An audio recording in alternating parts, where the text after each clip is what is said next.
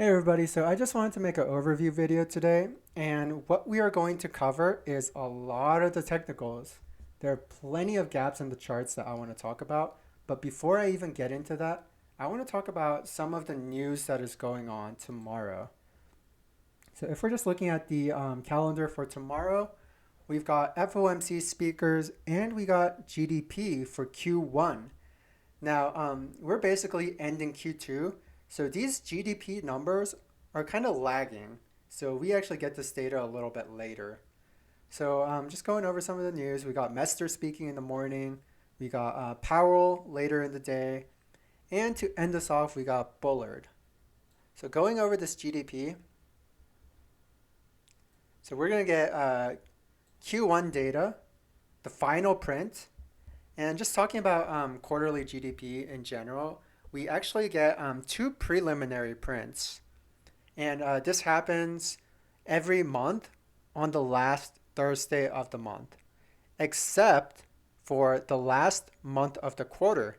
Now, on the last month of the quarter, we get the final GDP print for the quarter. And that is going to be on the last Wednesday of the month. So, that being said, we've got two preliminary prints. They're both negative, and we are forecasting negative GDP. Now, I do feel that this is basically in the bag. We are going to get negative Q1 GDP, and we'll see if this is actually priced in or if it's not priced in yet. Now, my personal opinion, I do believe it's priced in because we got these preliminary prints already, and if we're just looking at the past, I mean, these preliminary prints are pretty damn accurate, especially the second one. So we're just looking at these past numbers. I mean, there's not that much of a discrepancy. So, it's pretty clear that we're probably going to get negative GDP, and it's been widely expected for a little while now. So I don't think there's any surprise there, but I do think what markets might be a little rattled on is just all the Fed speakers that are speaking tomorrow. So that's probably more likely what could shake the markets than the actual GDP print.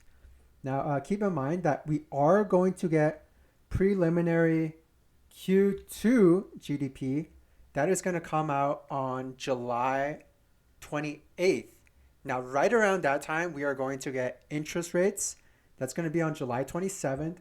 And we're going to get a trio of mega cap earnings. We're going to get Apple, Google, and Tesla on July 25th. So that week is going to be crazy.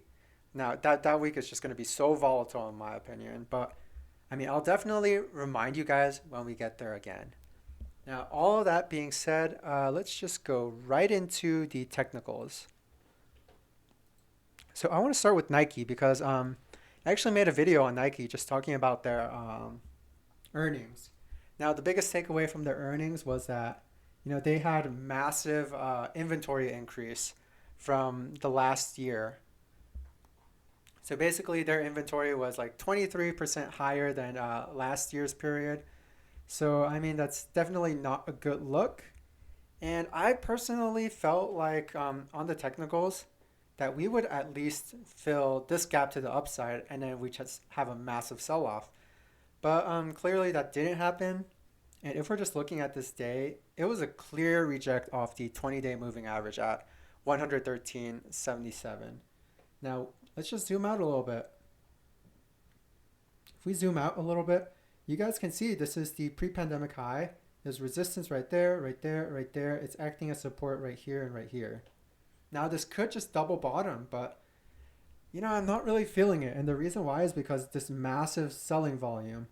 So today's volume was 31.37 million shares traded. Now, that's quite a bit for Nike, as you guys can see. So that selling volume right there kind of tells me that we could see more selling. And I'm looking at this 91.76 area as a potential area of support. Now, the reason I say that is because if we look right here, there's this little shelf right here, and this could act as support right there. Now, let's just look at the weekly chart. On the weekly chart, Nike is actually below the 200 weekly, so that's not a good look. 200 weekly is at 111.65. Now, we're going to want to close above that by the end of the week. If not, we're closing below this 200 weekly, and that's definitely not a good look. So that's all I got for Nike. Let's move on to SPY. Now, the one very clear thing that I want to note on SPY is that let's just go on a lower time frame right here. So on this lower time frame, we're kind of approaching this gap fill zone. So if we're looking at the bottom of this gap right here, it's right around 378.86, and we kind of broke into this gap level. So we're in the zone right now. So this zone goes from 381.21 to that 378.86 level. So that's kind of the zone that we're looking at. So we could just continue to fade a little bit more. And then from that point, we want to see, do we close above this level right here, or do we fade below it? So that's going to be very important. Now, let's just say that we close in between. Well, then we're just going to see a little bit more indecision. And then eventually we're going to make a move. Do we just fill this gap right here, and then do we rally back up? Or do we fill this gap and then continue to sell off? Now, the dangerous thing right here is that there is another gap, and it's not a pretty one. So as you guys can see, this gap takes us all the way down to 368.10, and the top of this gap fill zone is right around 371.75. So yeah, watch out. That's all I got to say. That's why when we're leaving gaps to the downside, it's very, very dangerous to be a bull. Now, let's look at Qs. Similar situation here on Qs. We actually closed this gap right here, but now look where we're at. I mean, the next gap is all the way down here. Now, if I'm looking at this gap fill zone, that's going to be right around 276.09. That's going to be the bottom of that zone. Now, the top of that zone is right around 378.52. So, I mean, we could fall quite a bit from where we are right now. So that's basically our range right there if we continue to fade. Now, the Qs actually did make it pretty darn close to filling this gap right here. So we're almost like halfway right there, as you guys can see. So there is still a potential that, we just rebound from this level and then we come back and fill this gap up. That's always a potential. But just given all the Fed speakers tomorrow and the GDP, I'm just kind of feeling like it's probably more possible just to see this gap down here fill. That's just my thoughts. But we'll see. I've been wrong before. Now, with IWM,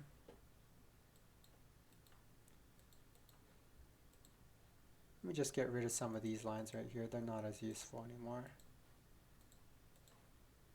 All right, so with IWM on this 1 month time frame, it's actually been holding up a little bit better than the others. So right now we do have this gap to the upside that we haven't quite filled yet. It's at 181.65 to 183.72.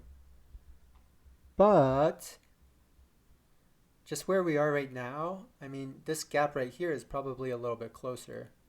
So if we're looking at this gap right here, it's right around 170 to 170.84. So it's not a big gap. And wouldn't surprise me if we went and just filled that in the next few days here. Now that's it for IWM. There's not a whole lot to look at here, other than this 20-day moving average that it does look like it kind of rejected at 177.02. Also, the one last thing I wanted to point out is that this 200-day moving average is right at 173.51 on the weekly time frame. So what we're gonna want to see by the end of the week is that hopefully we can close above this. If not, it continues to look bearish. And, we just have to look at this old zone right here, So this was the pre-pandemic high right around this 165 level. So that's kind of the area that we want to focus on, that 165. And we do want to stay above this 200 weekly as well. So we could just move within that 200 weekly and this pre-pandemic high. And then if we do break that pre-pandemic high, then, well, things get really ugly from there. Now looking at DIA, just following the Dow Jones, kind of a similar situation here, except, we're just kind of fading down here, but we got this gap right here that we could very easily come down and fill. The bottom of this gap is right at 306.80. And the top of the gap is basically where we're at right now, right around 309.34. Now do pay attention that there is another gap down here below at 299.65. That's the bottom. The top of this gap is 302.56.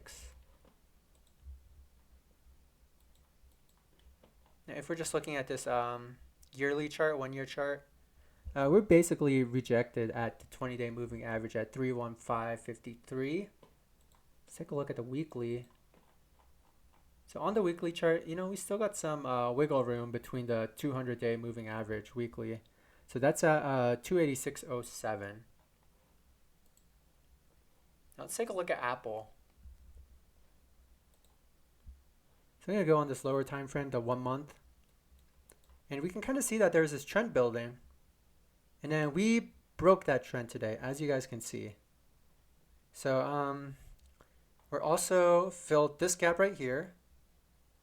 And if we're looking for more gaps, the next gap is going to be right down here at 132.07 to 133.33. So it could fall a little bit more here. And you guys can see that we actually went and filled this gap right here.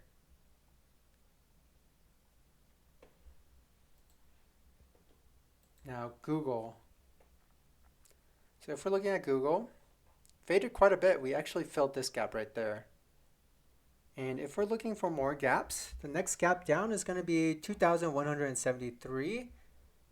That's going to be the bottom of this gap right there. The top is going to be at 2,185.93. So let's actually just look at the 1 year, see what actually happened. So on the 1 year chart, 1 year time frame, this actually looks like a double top, as you guys can see. So that's actually a pretty bearish sign right there. Do keep in mind that Google does have their stock split on July 15th. So really anything can happen between now and then. I mean, I've seen some pretty crazy things happen on stock splits. Now, if we're looking at the weekly time frame, the most apparent thing I see right here is that the 100 weekly is right at 2,326. And if we continue in this trend, well, we're going to close below it. Now, Tesla. Tesla, to me, not looking as good. So if I'm just looking right here, I mean, we got that death cross not too long ago. We have this W pattern, but this W pattern didn't even make it to a double top right here. So it kind of faded and it actually made a lower high right here. So if I'm just looking at a lower time frame, we do have this gap right here. So this is pretty dangerous. This gap, the bottom of this gap is 653. The top of this gap is 673. So there's quite a ways to fall if we want to fill this gap. So do be careful right there.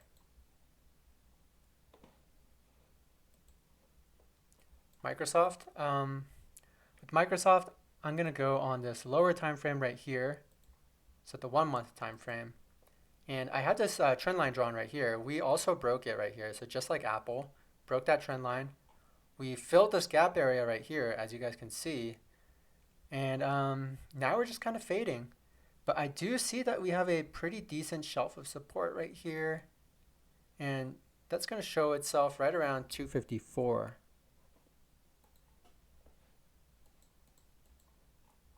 Now, if I'm going on the 1 year time frame, I do see something pretty darn bearish right here. And that is that reject off that 50-day moving average. That is a very clear reject on the 50-day. This is also a lower high if this is the high right here. So that's a lower high, a reject off the 50-day. Very bearish in my opinion.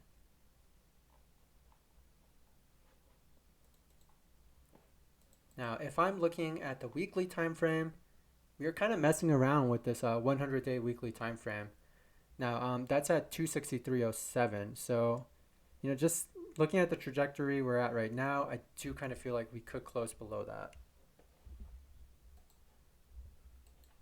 Now, let's take a look at the VIX. So if I'm on the 1-year time frame on the VIX, we've got the support line right here, and VIX is kind of right around there. I mean, it doesn't have a whole lot to fall. So it could go to 25.59-ish, and then, we'll see if it bounces off this trend line. But the one thing I do want to point out right now is that the VIX did close below the 50-day moving average, right at 28.44. So that is one thing I do want to point out. Now, do we just continue to fade and then, maybe we just have this quick little rally and then we just completely bounce right here. We just have this little rally on SPY, QQQ, all of those stocks. The VIX fades a little bit, hits this trend line, and then it bounces. I mean, it could happen. It's happened before, right here, right there, and right there. So I wouldn't be surprised if that did happen. Now going over to Uvxy, we did close this gap right there, as you guys can see. And we did rally back up. So we'll see what happens on Uvxy. I mean, a lot of people could be jumping into this just because there's so much things that are going to happen in July. I mean, we have the CPI, we have all those bank earnings. On top of the bank earnings, we have the interest rates that occur later in the month. We have that preliminary GDP print. We have mega cap earnings. Oh boy, it's a doozy.